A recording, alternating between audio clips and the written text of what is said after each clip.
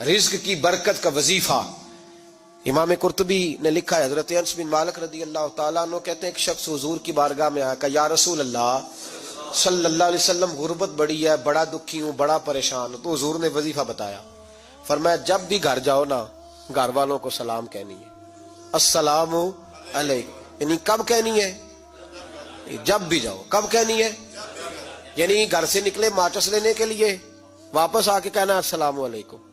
پھر گھر والوں نے کہا ہو یاد نہیں رہا تھا، وہ تو چینی بھی ختم ہو گئی ہے۔ پھر گئے چینی لینے تو واپس آ کے پھر السلام علیکم۔ انہوں نے کہا ہو ناراض نہ ہوئیے گا، پتی بھی نہیں چائے کی۔ اب واپس گئے تو پھر واپس آ کے کیا کہنا ہے؟ تو نبی پاک صلی اللہ علیہ وسلم نے فرمایا جب بھی گھر جا السلام علیکم کہے اور 3 دفعہ سورۃ اخلاص پڑھ دے۔